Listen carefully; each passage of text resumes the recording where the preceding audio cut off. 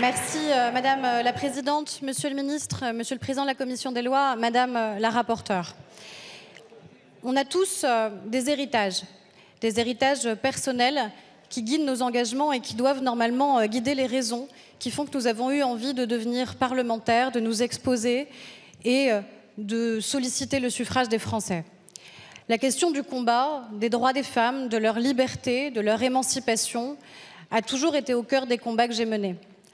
Avant de revenir dans cet hémicycle, puisque je n'avais pas tout à fait prévu d'être là cet après-midi, j'ai appelé une seule personne qui se trouve être ma maman.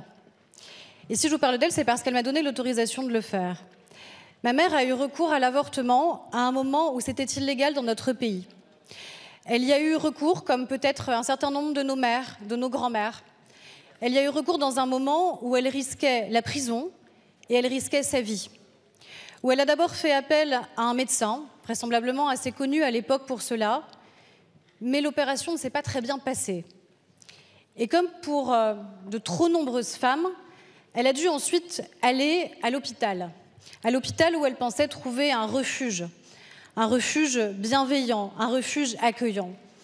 Elle a été reçue sous une forme d'inquisition, parce qu'on avait bien compris évidemment l'acte qu'elle avait tenté de réaliser à ce moment-là.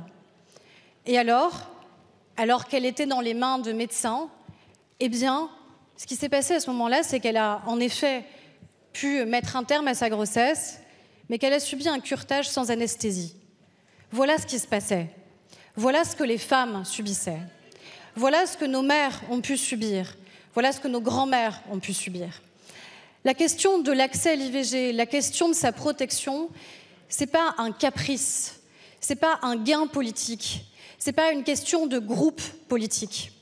Les Français, on a cessé de le dire ici, ont d'ailleurs fait en sorte que nous ayons une nouvelle Assemblée et que nous arrivions à démontrer que nous pouvions travailler différemment. Si sur la question des droits des femmes, nous ne sommes pas capables de le faire, alors nous serons capables de le faire sur aucun texte. Et je crois que c'est la démarche qui est la nôtre aujourd'hui.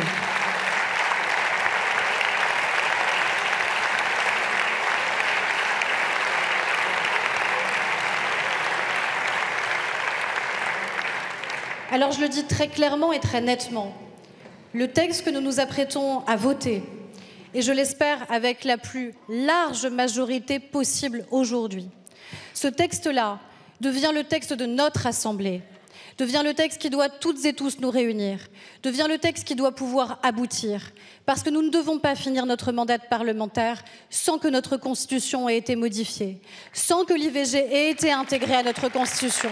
C'est ça l'engagement que nous devons prendre. C'est ça l'engagement que nous prenons aujourd'hui en votant ce texte qui sera le texte unique sur ce sujet. Alors je le dis de manière claire, au nom de toutes les femmes, au nom de toutes nos mères qui se sont battues, au nom de toutes nos filles qui n'ont plus jamais à devoir se battre, je l'espère, oui, je suis ici pour cela, pour voter ce texte, et j'espère qu'il sera voté de manière très large aujourd'hui.